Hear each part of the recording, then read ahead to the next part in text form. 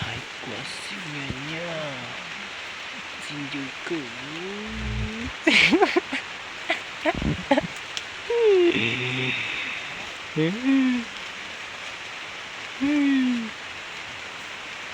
Mình từ xuống.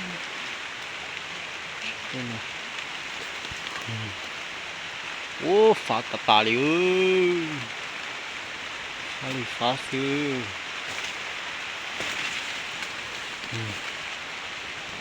Xem nó sẽ nè bộ bộ chọc chỉ nó này. Chọc chỉ nó.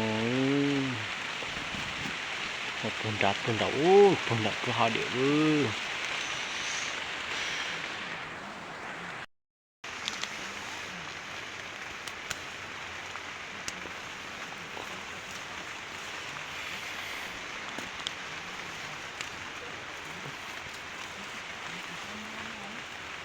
Để đi nó nữa.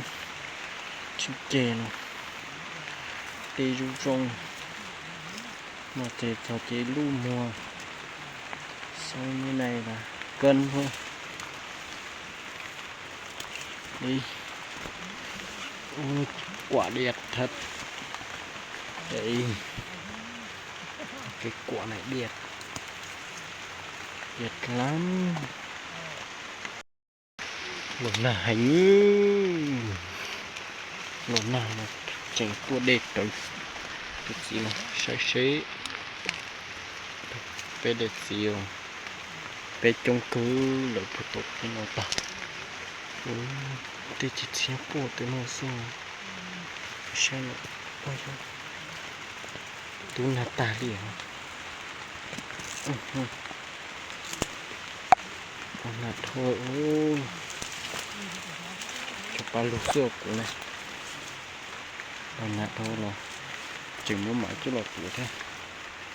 Xem nó sẽ. Cái gì nó không có cơ. Đây từ to. Tôi dùa nữa. Tôi muốn đi chém ở trên tuyển tháo. Cái đề nào đừng cho bây giờ.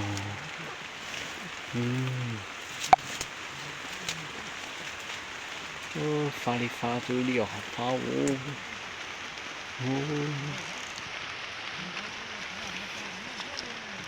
Ôi giờ phá thôi. Chị chịu cửa tí lấy thì tham nó này. Điệp phá cái gì. Để khía đi à. Chứ chị nè. Chị nó cái nữa thì nó dễ êm một xăm tiếp tục thì cái xăm nữa.